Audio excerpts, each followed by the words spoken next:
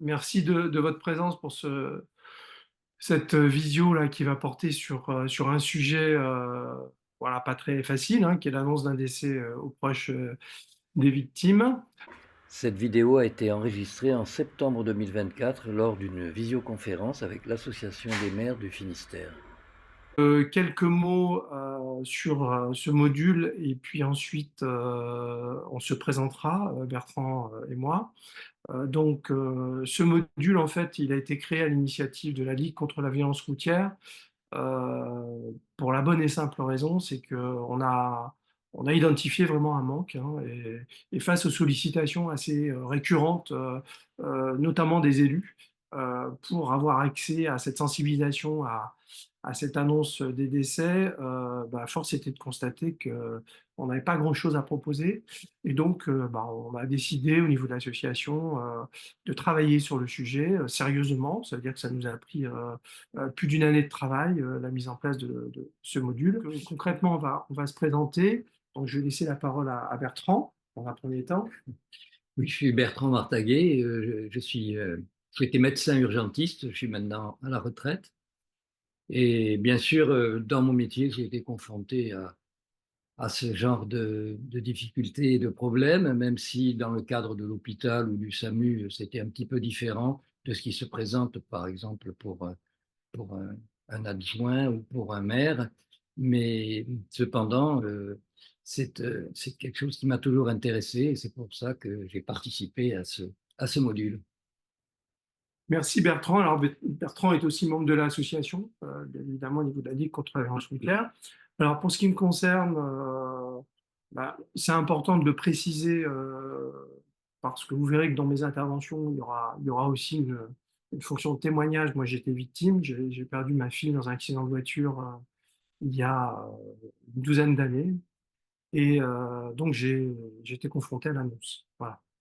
Euh, le fait d'avoir été confronté à ça, d'abord, ça m'a motivé pour mettre en place ce module parce que j'ai eu affaire à des policiers, en l'occurrence, qui ont fait de leur mieux, mais voilà, qui ont voilà, agi avec beaucoup je dirais, de maladresse d'une certaine façon, et je leur en veux absolument pas. Mais donc ça m'a quand même amené à me dire qu'il fallait sans doute faire quelque chose. Voilà, donc c'est important de le savoir. Donc ce parcours de victime, comme souvent dans notre association, est à la base d'un engagement sur la sécurité routière. Et donc aujourd'hui, j'ai constitué une association dans le Lot, la Ligue contre la violence routière du Lot, puisqu'on a des associations départementales, je vais vous l'expliquer. Et je suis aussi vice-président au niveau national. Voilà en ce qui me concerne. Quelques mots sur le module. Donc, on met un point d'honneur à faire en sorte qu'on soit vraiment dans un timing de 2 heures maxi. Généralement, c'est plus autour d'une heure et demie, hein. En tout cas, soyez certains qu'on n'ira pas au-delà. Ce module va reposer sur plusieurs temps. Il y aura d'abord une présentation assez rapide de notre association parce que ça me semble normal qu'en tant qu'intervenant, vous sachiez à qui vous avez affaire et c'est une façon aussi pour nous, voilà, de donner quelques informations sur qui on est et comment on agit. Et quel est le contexte aussi de la sécurité routière aujourd'hui. Alors je vous rassure, ça va être relativement rapide parce que c'est pas l'enjeu bien évidemment de ce module. Ensuite, je dirais quelques mots, là, on rentrera dans le sujet avec la circulaire interministérielle de décembre 2022 concernant l'annonce, mais pas que, parce qu'il y a tout un tas de mesures qui sont liées à finalement l'accompagnement des victimes dans cette circulaire interministérielle. Et il y a un deuxième temps où là, c'est plus Bertrand qui interviendra sur l'annonce très concrètement du décès, avec bien évidemment le contexte de l'accident, les différents temps de l'annonce, avec la notion de savoir-être, savoir-faire aussi, et puis tout un tas finalement de conseils entre guillemets, parce que c'est toujours très prétentieux d'imaginer qu'il puisse y avoir une recette miracle pour que les choses soient faciles et se passent bien. Bien évidemment que ça reste toujours une épreuve, ce type de choses, mais pour autant, et c'est la raison de ce module, il y a un certain nombre de choses à savoir et c'est bien une boîte à outils hein, qu'on va vous présenter aujourd'hui pour que si un jour vous êtes confronté à cette dure épreuve, vous puissiez finalement la mener dans les moins mauvaises conditions possibles. C'est comme ça qu'on peut dire les choses. Et ensuite, il y aura un temps donc d'échange avec vous, qui est un temps aussi important.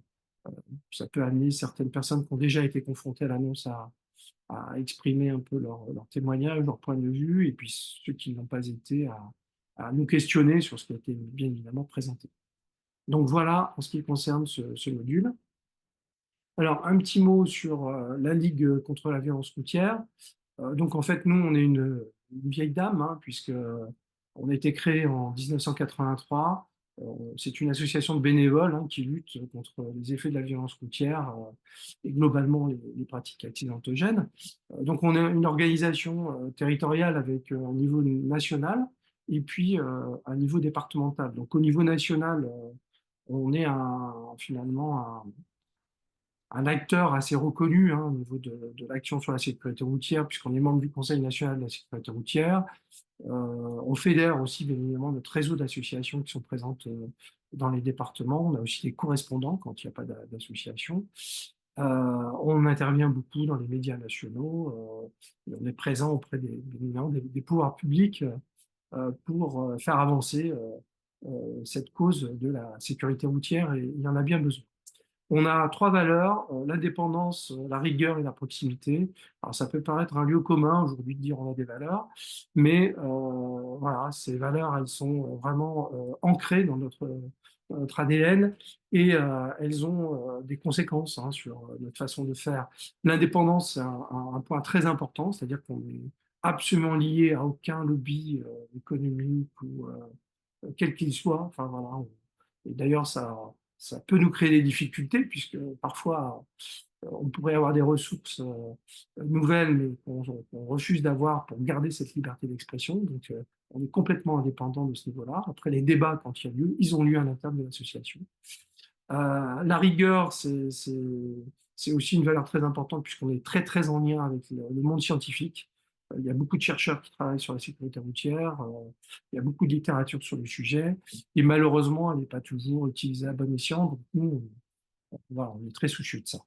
Et puis la proximité, ben, elle est liée à deux éléments, la proximité de terrain, puisque vous l'avez compris, on a des associations sur le terrain, mais aussi la proximité des victimes, puisque c'est une action qu'on mène voilà, historiquement, le fait d'être proche de victimes. Nous ne sommes pas une association de victimes, mais nous sommes au service et proches des victimes. Donc, dans ce que vous voyez à l'écran, il y a le rapport sur comment améliorer l'annonce des décès, qui est sorti en 2019. Donc, moi, c'est un groupe de travail auquel j'ai participé, qui était piloté par le ministère de la Justice et qui nous a permis finalement de travailler avec beaucoup d'associations dans des domaines divers, notamment des associations de victimes d'attentats, par exemple, hein, qui sont voilà, qui ont un vécu très particulier, mais qui avaient beaucoup de choses à dire sur le sujet. Et donc, ce rapport, c'est lui qui a servi de base à l'élaboration de la circulaire interministérielle que je vais vous présenter de façon très succincte tout à l'heure. Voilà, donc on a été associé à ce travail et j'avoue que moi, ça m'a beaucoup servi, ça m'a permis d'acquérir des connaissances de par les échanges qu'on a pu avoir au travers de ce groupe de travail qui était très intéressant. Voilà ce que je peux dire sur le volet national. Au niveau départemental, on est présent à peu près pas à peu près, on a 21 associations et 15 correspondants au niveau des départements. Et on intervient sur la prévention, on fait beaucoup de prévention auprès des jeunes notamment. On travaille avec les instances de la sécurité routière, les départements, les préfectures, avec les collectivités, les médias locaux aussi. Et puis, on a cette action de soutien aux familles voilà, qui n'est pas toujours facile à réaliser, mais auquel on tient et voilà, qui fait partie aussi des choses très particulières qu'on mène dans notre association. Un petit mot rapidement sur où on en est en matière de sécurité routière en France. La situation n'est pas bonne, à la fois du point de vue conjoncturel, mais aussi si on regarde les choses sur les 10 dernières années. D'un point de vue conjoncturel, on a eu l'effet bien évidemment bénéfique de la crise Covid, moins de trafic, donc moins d'accidents, mais c'est reparti à la hausse. Et, il faut savoir que depuis 11 mois maintenant, on a une mortalité, un nombre de blessés en France qui réaugmente. Voilà, il y a un tas de raisons à ça. C'est pas l'objet de mon intervention aujourd'hui, mais sachez que la situation n'est pas bonne et qu'on est très très loin de l'objectif que s'est fixé la France dans le cadre européen, euh, qui était divisé par deux le nombre de blessés graves et de morts sur la décennie 2020-2030. On est bien loin de l'objectif. Et voilà, donc ça veut dire qu'il y a beaucoup à faire. Alors on pourrait se dire que c'est un combat un peu utopique, donc regardons ce qui se passe au niveau européen. Au niveau européen, c'est très contrasté, puisque bon, globalement, le chiffre clé en matière de sécurité routière, c'est le nombre de décès par million d'habitants. On est à 48 décès par million d'habitants aujourd'hui en Europe. Donc on est au 20e rang des pays européens, ce qui n'est pas du tout une bonne place. Voilà. Et là, le graphique que vous voyez, c'est l'évolution euh, ces dernières années de 2019 à 2023. Voilà. Et vous voyez que bon, on a une très légère amélioration, que la majorité des pays quand même continuent à améliorer la sécurité routière. Pas tous, hein, puisqu'il y en a chez lesquels ça se dégrade. Mais disons qu'on n'a pas une place très très favorable, même si on n'est pas dans les pays les moins bien placés. Bon, pour un pays qui travaille sa sécurité routière depuis les années 70, voilà, on pourrait faire mieux. Un chiffre qui est important et qui rejoint le sujet du jour, très très souvent les annonces, pas toujours évidemment, portent sur le schéma qui consiste à annoncer à une famille la perte d'un jeune. Et ce schéma, il est malheureusement assez classique parce qu'on le retrouve dans les chiffres. Ça, c'est la courbe de la mortalité routière par classe d'âge depuis les années 70. Voilà. Et vous voyez que l'âge le plus exposé, c'est 19 ans. Voilà. Et que la classe des 18-25 ans, sur cette période de cinquantaine d'années, c'est 115 000 victimes. Voilà. Donc on est sur des bilans équivalents à des bilans de guerre, hein, bien évidemment. Voilà. Et cette question des jeunes, elle reste extrêmement posée.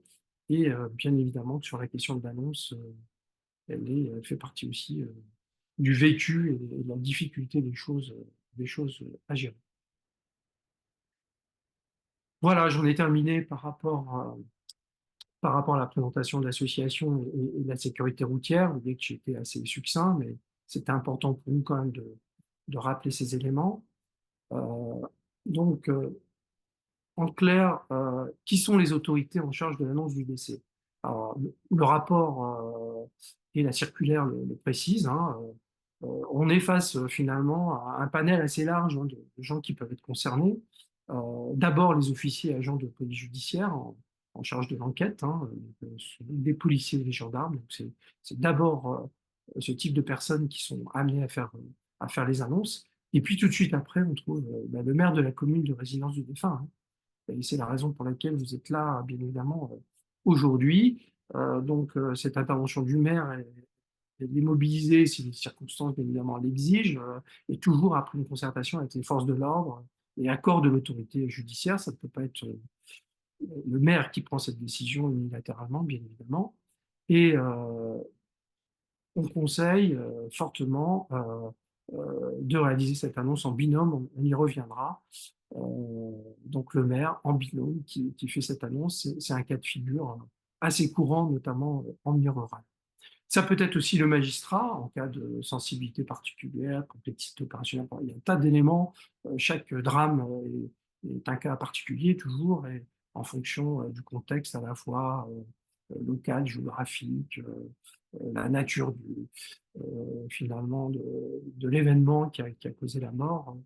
Bien évidemment, les choses peuvent être différemment gérées. Ça peut être aussi le médecin, notamment à l'hôpital, les autorités, bien évidemment, consulaires, si la famille se trouve à l'étranger. Ça peut être éventuellement aussi les sapeurs-pompiers dans certains cas, mais c'est bien évidemment pas la règle. Vous voyez qu'il y a quand même un panel assez large, mais le maire qui a une place importante, hein. Voilà. Excusez-moi, je suis un petit peu mieux. Voilà. Ok. Alors, concernant le maire, Du coup, j'ai l'impression que ça va lâcher. donc effectivement, quand les circonstances l'exigent, en accord avec l'autorité judiciaire, le maire de la commune de résidence du défunt peut être amené à réaliser l'annonce du décès, c'est ce que je vous ai dit. Donc, ça doit être fait en concertation avec les policiers ou les gendarmes compétents. Et quand le maire, finalement, apparaît le mieux à même à s'adresser à la famille dans de bonnes conditions. Donc ça, c'est décidé voilà, au cas par cas. Bon, il peut y avoir le contexte local du décès, il peut y avoir un lien privilégié du maire avec la famille, hein. C'est souvent le cas d'ailleurs, voilà, un maire ou un adjoint, hein. C'est souvent le cas dans les petites communes, hein. Il est bien rare que le maire ne connaisse pas la famille.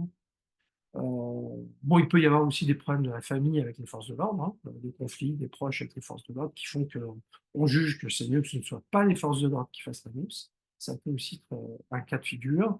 Et puis après, il y a plein d'autres cas qui sont bien évidemment à l'appréciation du moment, et notamment des maires qui décident de prendre cette initiative, encore une fois avec l'accord de l'autorité judiciaire. C'est important de le dire. Alors, en tout état de cause, ça, s'il y a une chose à retenir, mais il y en aura d'autres, mais en tout cas, celle-là, elle est très, très importante, c'est qu'il faut constituer un binôme. Euh, il ne faut jamais aller faire l'annonce en solo, pour plein de raisons. Il faut vraiment y aller à deux. C'est pas nécessaire d'être plus nombreux non plus. Voilà, l'expérience a démontré que finalement, ce binôme, c'était la meilleure configuration possible pour finalement réaliser cette chose très très difficile qui est l'annonce. Donc ça, il faut bien évidemment constituer ce binôme. Donc là aussi, ça peut être le maire avec un adjoint, ça peut être le maire avec euh, une force de police, ça peut être un policier municipal d'ailleurs, ça peut être aussi s'il y a un membre d'une association d'aide aux victimes qui est facilement mobilisable aussi, ça peut être une personne de ce type-là. Mais c'est relativement ouvert finalement. Ça peut être toute personne que le maire finalement juge utile d'associer en fonction des circonstances. Voilà, il n'y a pas de réglementation qui interdit d'associer une personne qu'on jugerait finalement la mieux à même d'être présente pour réaliser cette annonce. Donc ça, c'est important, bien retenir cette question de binôme. Et Bertrand vous expliquera que dans le binôme, il y a des rôles bien définis et que chacun doit jouer son rôle. Mais il s'agit tout d'abord, déjà, dans un premier temps, de pouvoir s'épauler. Parce qu'affronter cette épreuve seule, c'est vraiment très risqué. Euh, Quand on connaît l'importance de ce moment, il ne faut pas prendre ce risque. Alors, il peut y avoir aussi d'autres parties prenantes intervenantes. S'ils n'ont pas vocation à annoncer le décès d'une victime à ses proches, les acteurs suivants peuvent, les cas échéants, être avisés, voire associés à l'annonce, hein. Une cellule d'urgence médico-psychologique. Alors, c'est souvent dans le cas de drames collectifs, hein, ce genre de choses. Dans le cadre de drames individuels, il n'y a pas de cellule médico-psychologique qui est bien évidemment mobilisée, mais si elle existe, ça peut se faire avec les ressources qui sont présentes dans cette cellule, notamment des psychologues. Ça peut être une association des victimes, encore une fois, un sapeur-pompier. Ça peut être, dans le cadre d'un accident du travail, l'employeur. L'employeur peut être aussi associé. Et je rappelle que la première cause d'accident grave, d'accident du travail, c'est la route, hein. Donc, il y a des cas de figure assez récurrents où l'employeur est associé et un collègue de travail aussi, éventuellement. Ça peut être aussi ça. Voilà. Donc, encore une fois, c'est en fonction du contexte, des personnes ressources présentes. Et encore une fois, cette présence supplémentaire est essentielle, là, en particulier lorsqu'aucun binôme ne peut être constitué de façon plus officielle. Voilà. S'il n'y a pas d'adjoint disponible, par exemple, on peut aller chercher, ou de policiers, on peut aller chercher d'autres personnes dans ce registre. Alors, l'annonce, c'est très compliqué finalement de se rendre compte quand on ne l'a pas vécu de ce que ça peut recouvrir en violence pour à la fois les personnes qui reçoivent l'annonce, mais aussi pour la personne qui fait cette annonce. C'est violent pour les deux. Et c'est très compliqué de mettre des mots derrière tout ça. Et donc, la meilleure façon finalement d'exprimer ce qui se passe, et c'est finalement d'avoir des témoignages de personnes qui l'ont vécu. Et il y a ce film de Jean-Xavier de Lestrade, là, L'Annonce, un film qui a été fait par la sécurité routière il y a quelques années, un petit film de 5 minutes, dans lequel vous avez des gendarmes qui s'expriment sur la façon dont ils ont vécu l'annonce. Et ce petit film, il est très intéressant parce qu'il décrit, d'une part, la façon dont ils ont reçu les choses, mais aussi la façon dont les choses se passent, avec des choses dites et des choses aussi non dites, comme ce qui est filmé. Il y a des regards qui en disent long. Et je vous propose donc, pour finalement rentrer dans le sujet, de regarder ce film, et ensuite je laisserai la parole à Bertrand qui commentera le film et qui déroulera ensuite sa partie sur la façon de gérer l'annonce.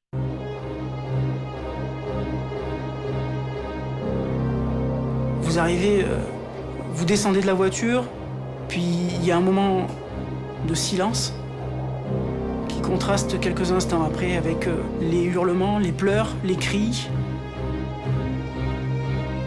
Quand je vais sur ce trajet, cet itinéraire pour annoncer, je me dis tout le temps, mais je vais chez des gens, là, ça se trouve, ils sont en train de boire l'apéritif ou de faire un petit barbecue et tout le monde... Et soudainement, boum! Soudainement, même s'il fait 40 degrés quand le soleil est extrême, il fait tout noir. Ça s'arrête. Tout s'arrête.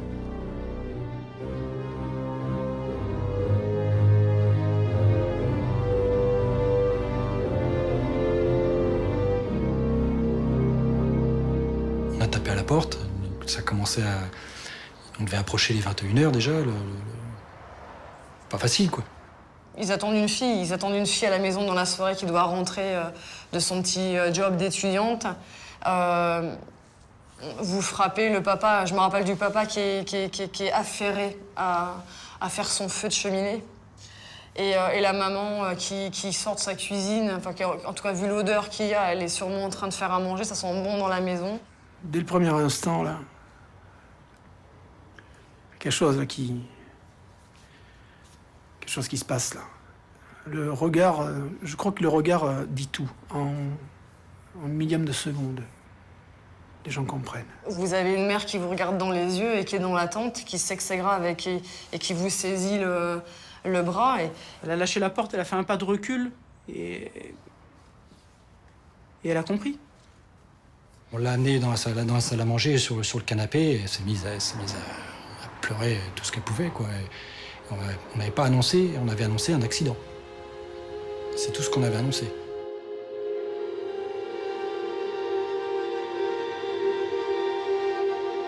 On n'avait rien dit, hein. Et vous entendez une dame qui...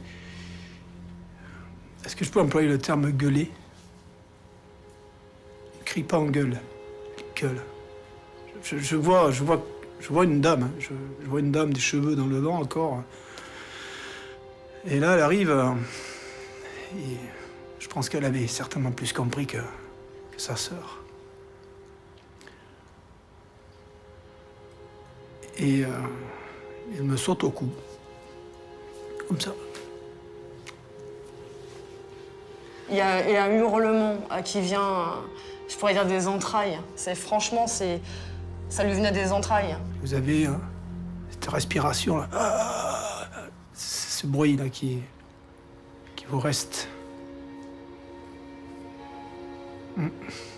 C'est des pleurs, c'est des cris, c'est pas possible, vous vous trompez, vous êtes pas au bon endroit, c'est pas possible. Pendant la nuit, mon fils m'a envoyé un SMS, tout allait bien. Non, il vient de m'appeler. Je viens de l'avoir au téléphone. C'est pas possible, c'est pas lui. Pendant que la femme hurle, hein, et que la sœur est déjà en train de marquer des stigmates d'affolement physique assez extrêmes quand même. Et le papa me dit mais c'est pas possible, comment c'est arrivé? Et on a essayé de lui expliquer que son enfant de 18 ans venait de décéder dans un accident de la route. Et là, j'ai les yeux d'une mère en face et je lui dis je suis désolée madame, elle est décédée. Ouais, là, c'est violent, c'est violent. Ah, c'est violent, ouais.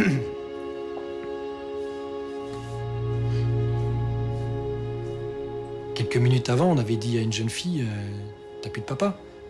Vous, madame, vous avez plus de fils. Et vous, votre époux, c'est fini, vous ne le verrez plus. Moi, ce jour-là, je l'ai tué, cette femme. Je l'ai tuée. Vous allez annoncer un drame à des gens qui vivaient normalement. Ils vivaient normalement jusqu'au jour où tout s'arrête.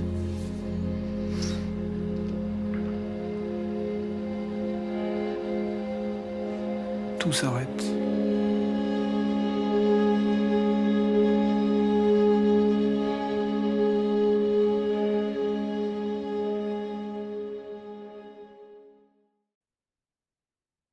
Ce film est vraiment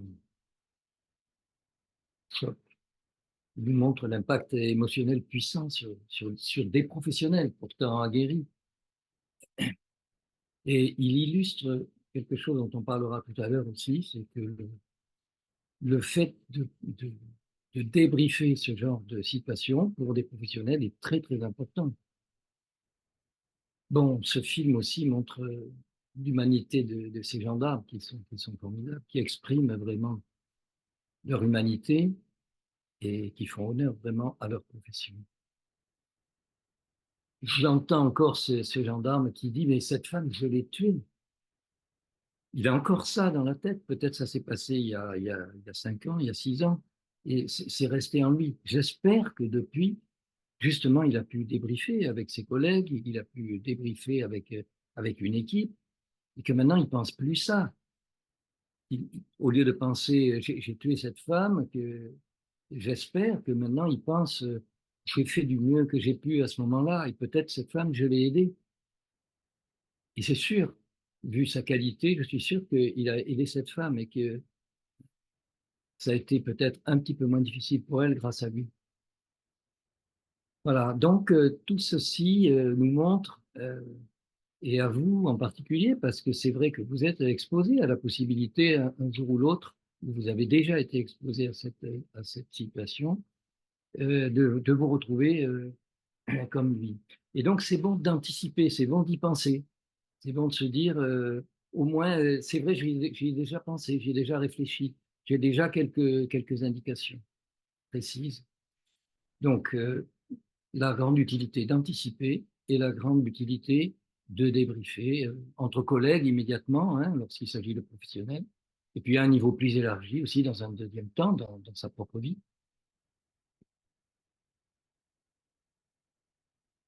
Donc, Pierre a déjà parlé de ça. On a équilibré cet exposé sur le savoir-faire et le savoir-être. Le savoir-faire parce qu'il y a effectivement, heureusement, quelques repères simples et efficaces, des choses à faire, des choses à pas faire, et des principes de base d'une communication. Et nous allons aborder ça tranquillement au fur et à mesure là, de l'exposé. Et puis, au-delà du savoir-faire, effectivement, il y a un savoir-être. Et ce savoir-être, ça s'apprend pas comme ça. Ça se vit. Comment communiquer au-delà des mots ou d'une technique.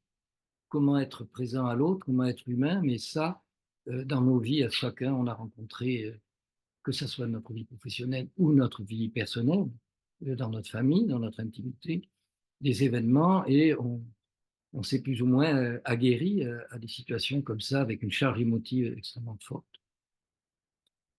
Le principe, c'est d'arriver à être présent à l'autre, tout en impactant le moins possible la charge émotive, parce que moins j'impacte la charge émotive, et bien plus je vais être efficace et plus je vais aider la personne.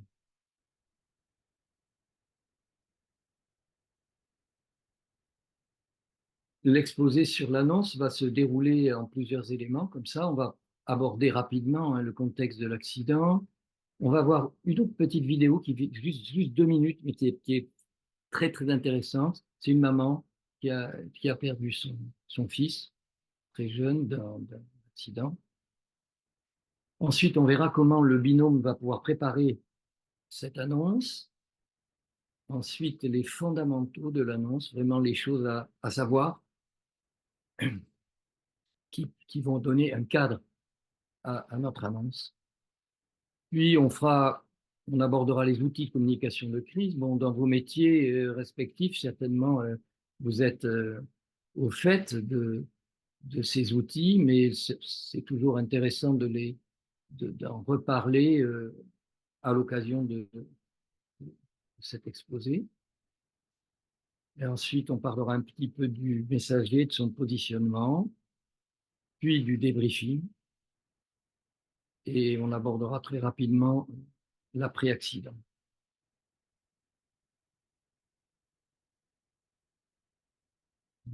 Texte.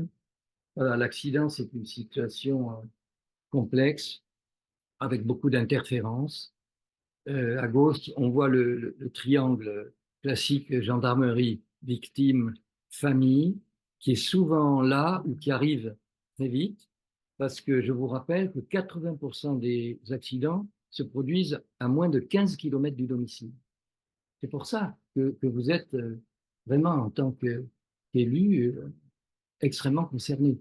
Et c'est pour ça aussi que en bas à gauche, la bulle autorité locale intervient dans ce triangle. Et puis, il y a aussi, bien sûr, voilà, tout ce chaos avec les curieux, la foule, et puis les pompiers qui arrivent, le SMUR éventuellement, avec un médecin, les ambulances, tout un tas d'intervenants qui sont des professionnels qui font leur tâche le mieux possible. Mais le problème dans ces situations complexes, ce sont les interfaces. C'est les interstices entre ces différentes tâches, et que vont devenir les victimes ou les familles proches au milieu de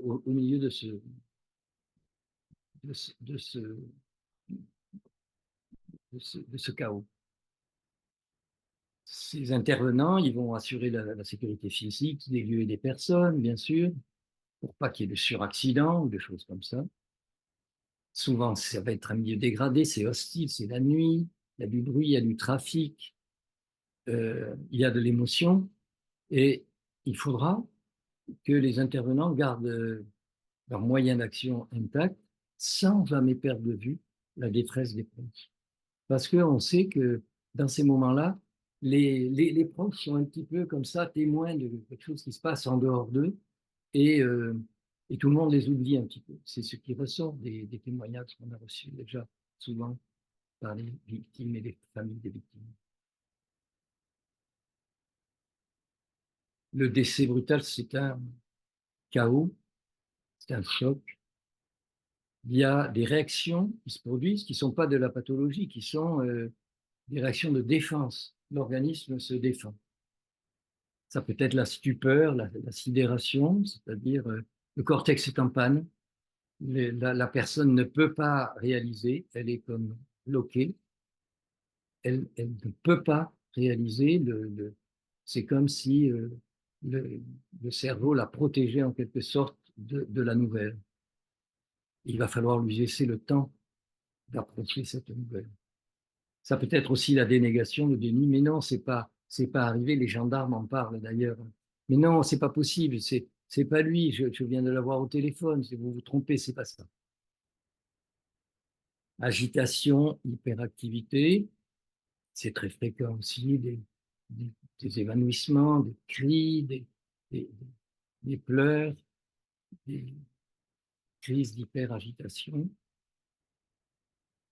ou bien de l'agressivité, de la colère, et on en parlera de ça. Il faut savoir que la colère, c'est une réaction de défense aussi, et il faut s'y préparer, et se dire, si on est agressif avec moi, c'est pas contre moi, bien sûr, c'est une réaction de défense de la personne et donc on va pouvoir la gérer d'une manière plus sereine si on s'est déjà préparé à cette agressivité. Autre réaction, on s'isole, on se met dans une bulle, on devient prostré, comme si on n'était pas là, comme si ça concernait quelqu'un d'autre. Et enfin, certaines personnes peuvent avoir des états de confusion, des états où ils perdent complètement leur raison pendant quelques instants. Il faudra attendre, il faudra leur laisser le temps de digérer. La dernière colonne sur ce tableau, c'est les conséquences. Bien sûr, entre ces 3 conséquences qui sont décrites là, il y a toutes les formes intermédiaires. De toute façon, il peut y avoir l'adaptation progressive. Ça ne veut pas dire qu'on ne va pas souffrir. S'adapter, ça ne veut pas dire ne pas souffrir. Ça veut dire que petit à petit, on va pouvoir progressivement vivre ça, le gérer. Très souvent, ça sera une adaptation longue, période de dépression liée à la perte de l'attachement, à la perte de la personne aimée, à la perte de tout ce qui fait notre vie. Et ensuite, et c'est un sujet dont on va reparler, beaucoup de personnes vont vivre une adaptation impossible parce qu'ils vont installer ce qu'on appelle un syndrome post-traumatique. Et ils vont garder cette trace qui va les empêcher justement de faire leur deuil. Parce qu'il y a 2 choses qui coexistent dans ce moment brutal d'une violence inouïe. C'est la violence du fait lui-même de l'accident, de ces images, de cette disparition immédiate. Et après, il y a tout le travail du deuil, toute la violence du deuil. Donc ces 2 violences coïncident. Et si on peut éviter le syndrome post-traumatique, on va permettre à la personne justement de faire son travail de deuil. On n'évitera pas la souffrance, mais cette souffrance pourra être vécue et progressivement plus acceptée.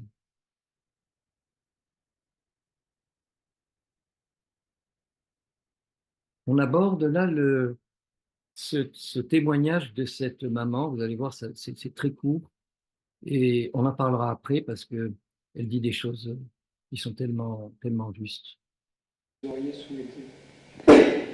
Avoir quelqu'un à côté de moi à partir du moment où l'accident a dit voilà, il y a un accident, c'est grave, il faut qu'on l'emmène à l'hôpital. Par quelqu'un. Les pompiers sont toujours là tout de suite, les gendarmes quelquefois, les ambulances, mais il n'y a pas un être humain pour être à côté d'un autre être humain. Vous voyez? Et il ne peut, moi qui suis passée par là, je suis capable d'être à côté de quelqu'un qui subit un traumatisme, une espèce d'ouragan, un tsunami. Dans la tête, c'est comme ça en fait. Hein. On est là et puis on a besoin d'avoir quelqu'un qui va nous parler, comme il y a une infirmière qui est à côté d'un malade, un pompier à côté d'un blessé, une ambulance à côté d'un blessé. Il n'y a rien pour nous, les restants, les ayants droit. Il n'y a rien. À part des voisins qui vont être là ou des badauds. Oh, ma pauvre dame, mais c'est pas ça, on n'a pas besoin de ma pauvre dame. On a besoin d'être tenu, qu'on nous parle. Si on pose une question, qu'on nous réponde. Surtout, répondre. On a besoin de savoir. Est-ce qu'il est mal? Est-ce qu'il va mal? On voudrait le voir. On veut bien prendre le risque de le voir. Pourquoi est-ce que c'est un médecin ou une infirmière ou un gendarme ou un pompier qui dit non, vous ne devez pas le voir? Alors que nous demandons à voir. Nous demandons à toucher. Et le deuil aurait probablement été fait plus tôt si on avait pu le toucher, si on avait pu lui parler, parce que j'aurais pu lui parler. Quand quelqu'un s'en va comme ça, doit partir, on a des choses à dire quelquefois. On a toujours des choses à dire. Et on n'a pas pu le faire en fait. Oui, je voulais dire deux mots par rapport à ce témoignage, parce qu'en fait, moi, je me suis complètement retrouvé dans ce que dit cette dame. Je vais le dire peut-être un peu différemment. Euh, En fait, quand vous êtes confronté à l'annonce,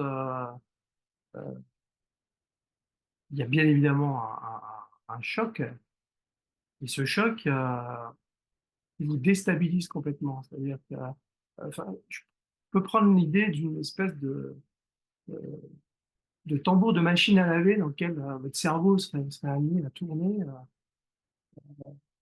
Voilà, c'est tellement difficile à concevoir, c'est tellement soudain, c'est tellement violent que voilà, le cerveau, il n'est pas, il est pas préparé à ça, en fait. Et, vous êtes très, très chahuté, en fait. Et cette notion de présence qu'exprime cette dame, elle est extrêmement importante, en fait, hein. C'est-à-dire qu'il ne faut pas imaginer que ce sont nécessairement vos mots qui vont tout régler. La présence, le fait enfin, que l'annonceur donne pas le sentiment de se débarrasser de quelque chose et finalement disparaît, ça me semble très très important. Euh, on a besoin de quelqu'un à qui se raccrocher parce que généralement l'annonce elle est faite à plusieurs personnes, hein, et vous ne pouvez pas vous raccrocher aux autres parce que les autres sont dans le même état que vous, en fait. C'est pas possible, quoi. On est tous dans le tambour. Et les seules personnes qui tiennent debout dans la pièce, ce sont les annonceurs, en fait. Et en fait, c'est ça qu'il faut bien comprendre. C'est-à-dire que vous devenez finalement des phares dans la tempête. Voilà. Et c'est très très important que la lumière s'éteigne pas. Il faut que la lumière reste allumée. Et bon, pour m'être un peu intéressé au sujet, euh, l'un des enjeux dans ces moments-là, c'est de ramener les gens à finalement une espèce de réalité. C'est-à-dire, vous allez de toute façon, en tant que victime, avoir des choses à gérer très vite, ne serait-ce qu'annoncer aux autres. C'est vous qui allez appeler les grands-parents. Et, et il faut que l'annonceur, finalement, prépare à ça. Voilà. Il faut qu'il essaie de vous ancrer dans cette réalité parce que vous, en fait, vous êtes échappé de cette réalité.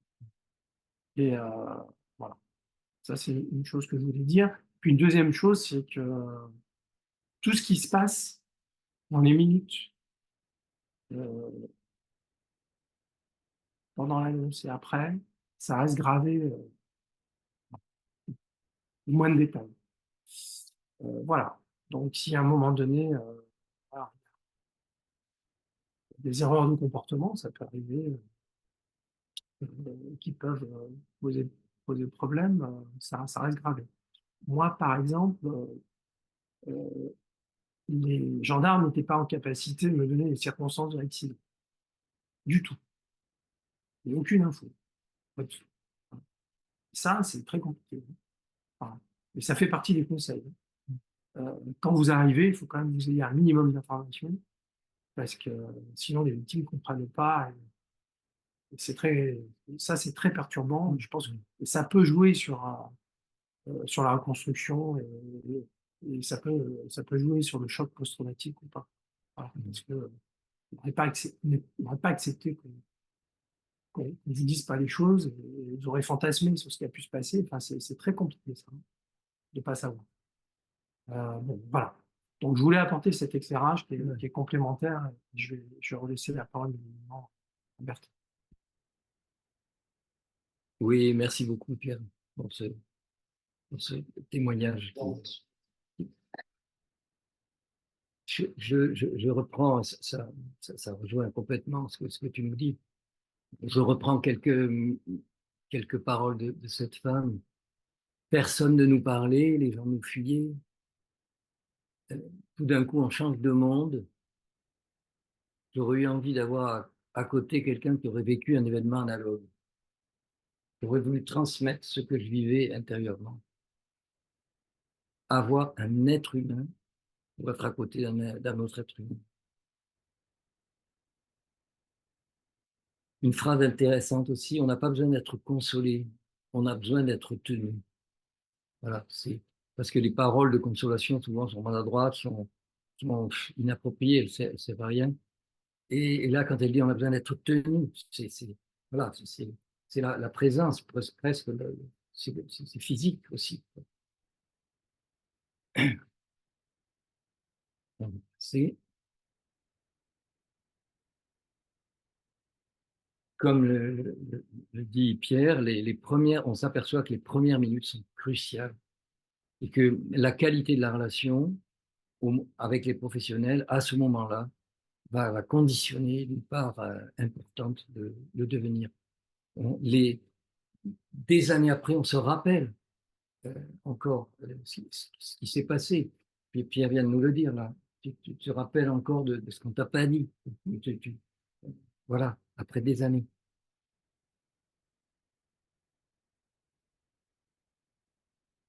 Alors, on va parler du fameux binôme, hein, par exemple le maire ou un adjoint avec un gendarme, ce qui peut être ce qui peut se retrouver facilement. Alors, il y a deux personnes dans le binôme. Il y a le messager et la sentinelle. Le messager, c'est celui qui parlera. Et la sentinelle, elle est très, très importante aussi. Elle est le témoin actif. Elle observe l'entourage. Elle va venir en soutien au messager s'il est en difficulté à un moment donné. Elle va être à ses côtés aussi. On se sent, comme tu disais, plus fort à deux que seul. Elle va aussi gérer les enfants s'il y a des enfants, s'il faut d'abord les emmener dans une autre pièce en attendant la première annonce, puis voir comment on va annoncer aux enfants. On reparlera des enfants parce que c'est compliqué les enfants. Ça dépend vraiment du contexte. Dans certaines familles, ça sera important que ça soit les parents, par exemple, qui annoncent aux enfants. Dans d'autres familles, ça sera plus difficile. Et certains psychologues disent que c'est pas forcément bien que ça soit quelqu'un de la famille qui ait été le porteur de la mauvaise nouvelle. Donc voilà, c'est vraiment, il n'y a pas de théorie fixe là-dessus. Il faut sentir comment ça se passe et voir ce qui peut être le mieux à un moment donné.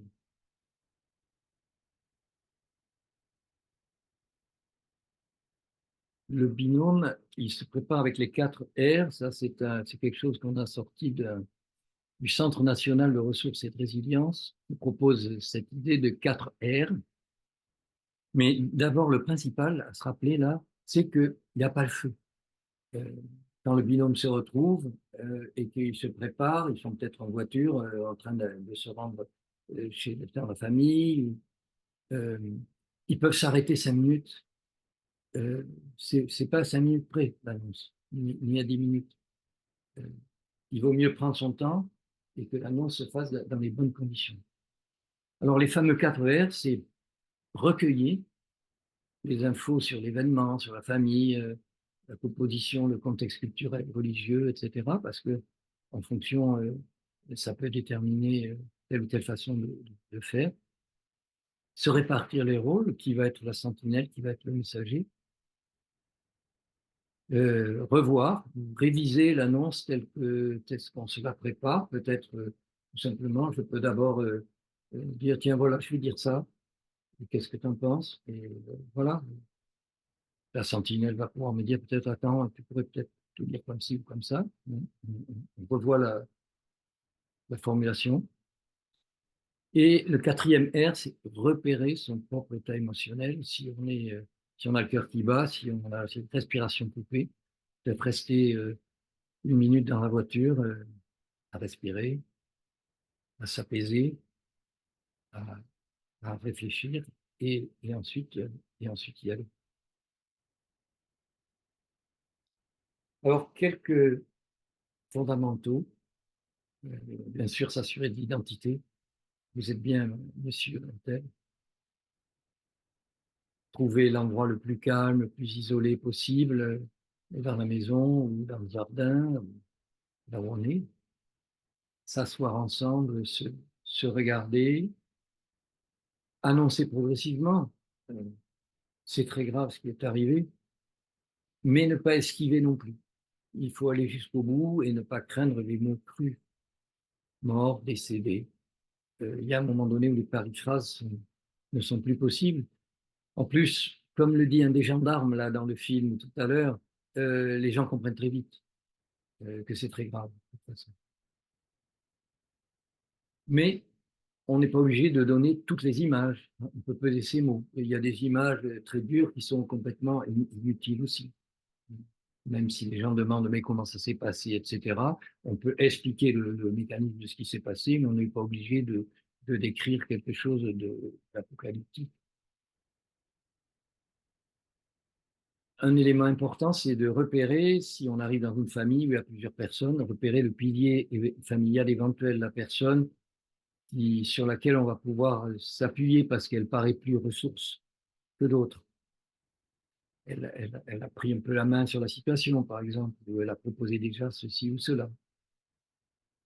Prévoir une durée suffisante, alors bon, c'est difficile de fixer une durée, mais en tout cas, il ne faut surtout pas se débarrasser de ça et vite filer, quoi. Ça, c'est le fondamental. Donc, c'est vrai que 3/4 d'heure, 1 heure, ça paraît quand même un temps minimum pour faire cette annonce, s'asseoir, avoir des temps de silence, répéter ce qui s'est passé parce que il faut que ça soit intégré progressivement. Et avant de partir, s'assurer de la présence de quelqu'un de l'entourage. S'il n'y a personne, attendre que cette personne arrive. Et prendre son téléphone éventuellement pour appeler telle ou telle personne si, par exemple, on a affaire à une personne seule. Bien sûr, en rouge, jamais par téléphone, l'annonce d'un décès brutal, et ne jamais laisser le proche prendre sa voiture seul si, par exemple, la victime est blessée pour l'instant et qu'elle est à l'hôpital. C'est interdit de la laisser partir toute seule. Ce point important, j'en ai parlé tout à l'heure, hein, l'agressivité. Voilà. Ne pas en faire une affaire personnelle, c'est une réaction aux événements. Il faut approcher la personne doucement, sereinement, expliquer ce qui s'est passé, ce qui se passe, ce qui va se passer. C'est important, c'est ce que tu soulignais tout à l'heure.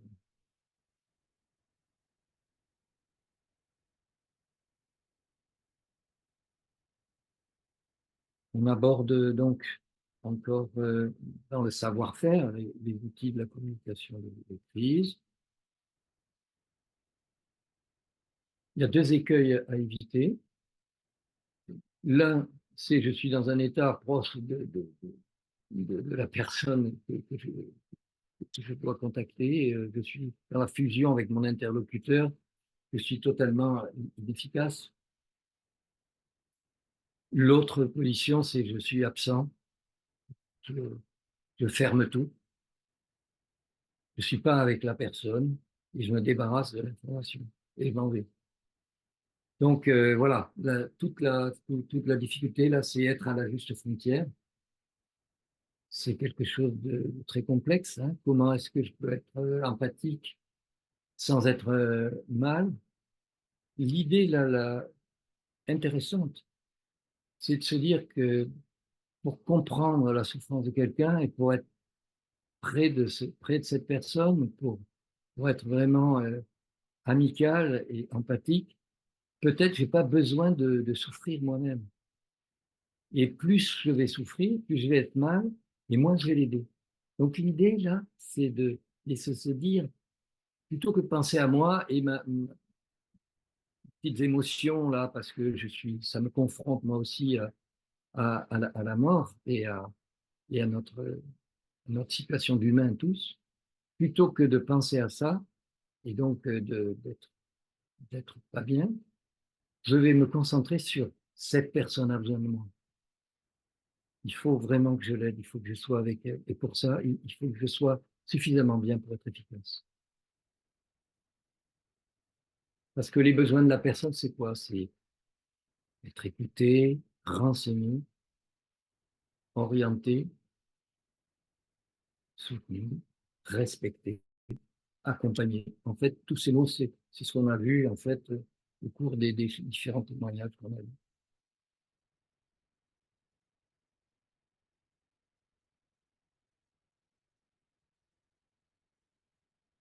Les outils de communication, bien sûr, c'est des mots, mais on sait que les mots, ça suffit pas.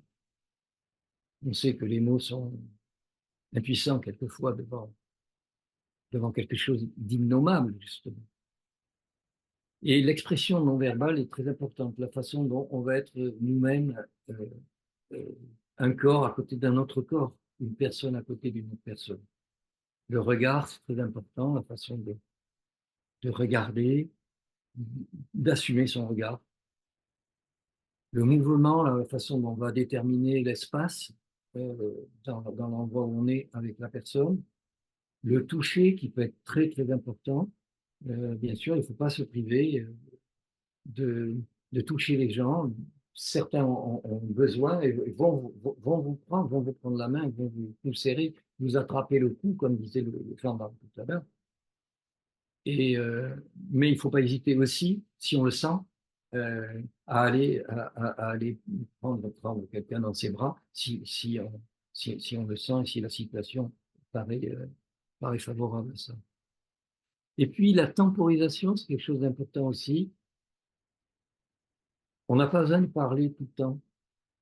On peut être silencieux à côté de quelqu'un et être beaucoup plus avec lui que d'essayer de le consoler ou de parler sans cesse.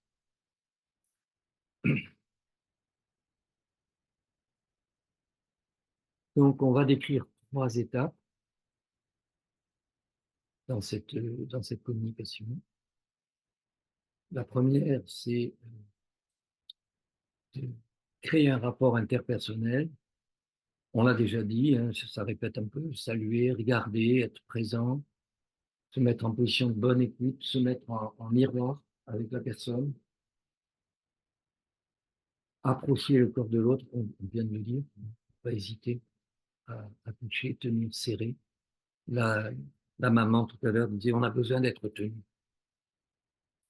Ne pas craindre les silences, je le disais tout à l'heure, donc je me répète un petit peu. Et éviter les paroles de consolation inutiles et souvent maladroites. Alors, écouter, qu'est-ce que ça veut dire? Il y a cette notion d'écoute active qui est intéressante, c'est-à-dire l'écoute active, c'est pas seulement juste des oreilles, c'est une personne qui est là, qui se concentre sur ce qui est dit, qui est attentive aux émotions de l'autre, qui les partage, qui le dit, ou qui le montre. Et puis, la clarification. C'est important et ça permet à la personne qui est, comme tu disais, un peu out, un peu en dehors d'elle, qui on dit, mais qu'est-ce que tu as voulu dire? Qu'est-ce que vous avez voulu dire quand vous avez dit ça? Ah oui, qu'est-ce que j'ai voulu dire? Ça me remet dans la réalité. Qu'est-ce que vous ressentez là quand vous venez de me dire quelque chose qui m'a touché là, mais qu'est-ce que vous ressentez vous quand vous me dites ça? Donc ça permet à la personne d'apprendre ce qu'elle vient de dire et de ressentir à nouveau, peut-être d'aller plus loin. Et puis, autre étape, la reformulation que vous connaissez certainement tous, hein, cette technique qui va être de reprendre ce que vient de dire l'autre et qui signifie j'ai entendu, j'ai compris. Vous ressentez vraiment ceci et cela. Vous voulez savoir cela. Je vais vous répondre. J'ai compris que le plus important pour vous tout de suite, c'est est-ce que c'est bien ça? Attendez, vous venez de me dire ça, mais vraiment, c'est ça que voilà ce que j'ai entendu. J'ai entendu ça, ça et ça. C'est ça que vous vouliez dire? Ça va permettre à la personne éventuellement de corriger, de dire non, c'est pas tout à fait ça. C'est plus comme ça. Et ça va lui permettre d'entendre ce qu'elle vient de dire. Et ça va lui permettre de cheminer. Parce que là, en ce moment, on est en train de cheminer. expliquer, répondre, donner une information claire. Bon, on se répète un peu, hein, je crois que, en tout cas, ce qui est sûr, c'est qu'il faut laisser le temps pour assimiler, il ne faut pas hésiter à répéter l'information. Bon, mais ça s'est passé comment? Je viens de vous le dire, non, je vous le répète. Je vous dis, voilà, il y a eu ça, ça et ça.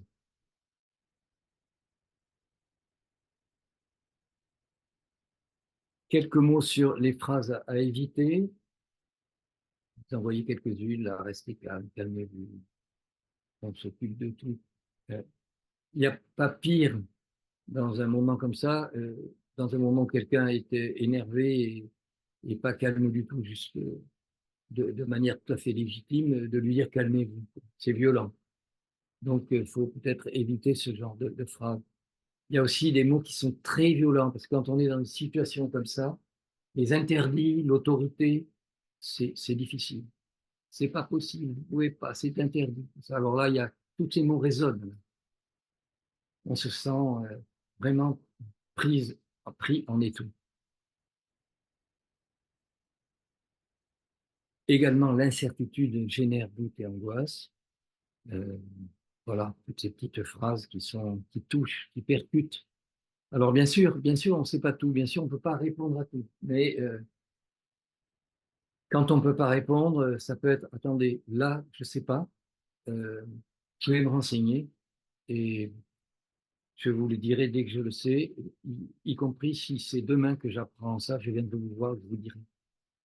Des choses comme ça qui vont asseoir un peu. Quelques mots sur le positionnement du messager. Ça, vraiment, c'est pour vous. Euh, Pierre vous le redira, on a fait des fiches pratiques qui est très simple, qui se lit en 5 minutes. Ça peut être aidé si vous avez ça dans votre mairie. Et si ça arrive, ben, vous avez le temps de prendre cette fiche, de reprendre ça vous rappellera tout ce qu'on a dit là. Et ces repères, ça permet de stabiliser un peu la situation, de se sentir un petit peu mieux, même si c'est pas tout. Et se concentrer sur la qualité du message, ça va nous permettre d'impacter le moins possible. Et puis aussi, soyez confiants dans votre intuition, dans votre capacité à savoir-être, qui n'est pas liée à, à des repères ou à des listes, mais qui est liée à votre propre vie, à votre propre humanité.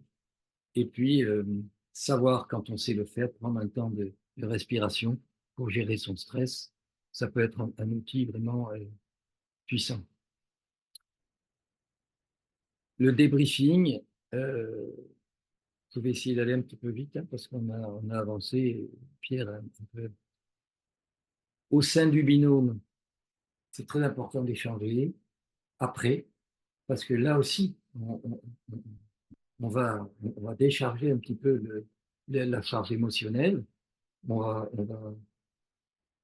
va égaliser un peu entre l'un et l'autre, on va créer un lien qui sera important par la suite, pour nous aussi, et puis, on va aussi parler de cette famille et de voir comment demain on peut agir sur cette famille ou la mettre en relation avec tel ou tel professionnel. Et puis, plus largement, on pourra débriefer avec l'équipe au cœur de laquelle on travaille. Juste un mot sur l'accident, parce que les familles se retrouvent dans une grande solitude. Il y a eu beaucoup de bruit, beaucoup de fureur, mais en même temps, ça a rempli l'espace. Et puis tout d'un coup, il n'y a plus rien et on se retrouve seul avec son chagrin. Et donc là, sur le plan humain, ça sera très important, surtout si on connaît cette famille, hein, dans le cadre de la commune, on peut prendre contact, prendre des nouvelles, passer simplement comme ça, proposer une aide quelconque. Et puis bien sûr, sur le plan matériel et juridique, là, il y aura le rôle des associations.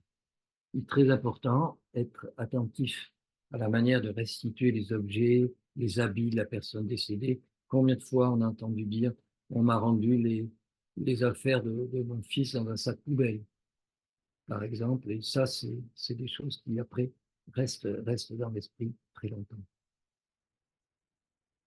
2 mots sur le temps d'après. Il ne faut pas oublier qu'un événement comme ça, c'est la fracture d'une vie et ça va être long, c'est un grand chemin.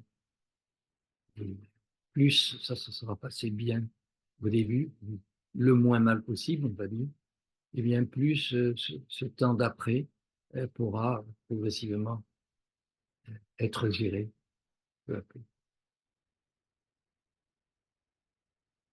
Voilà, les anniversaires, par exemple, ça c'est quelque chose de très, très important. Pour conclure, il n'y a pas de bonne recette, comme disait Pierre au début de notre conférence. Il n'y a pas de bonne façon d'annoncer un décès. Mais il y a des façons qui vont permettre aux proches des victimes de récupérer plus facilement et d'aller mieux plus vite. La parole ne soigne pas, chaque mot, chaque geste a de l'importance. Tout est traumatisant dans le monde qui s'écoule, mais tout ce qui est bienveillant protège et répare. Le désordre règne, mais être clair, directif et bienveillant rassure.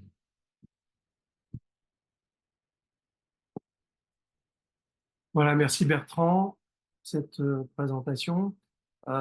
J'enchaîne donc sur la fin de cette intervention avant d'ouvrir l'échange pour répondre justement à vos questions ou vos témoignages. Je vais aller très vite. Donc, concernant ce sujet particulier, vous allez retrouver des informations sur le site internet de la Ligue contre la violence routière. On a une rubrique victimes avec une rubrique très particulière sur les accompagnants, dans laquelle vous allez retrouver notamment la fiche pratique qui, voilà, je pense, vous sera de toute façon renvoyée suite à notre intervention. Mais bon, sachez qu'elle sera toujours en ligne et téléchargeable sur ce site. Il y a un accès aussi à un petit film qui est finalement un enregistrement de ce module. Voilà. Et c'est vraisemblablement cette version d'aujourd'hui qu'on va retravailler parce que celle précédemment n'était pas tout à fait satisfaisante à notre point de vue. Voilà, donc vous pouvez retrouver les informations sur ce site. Il y a d'autres aussi.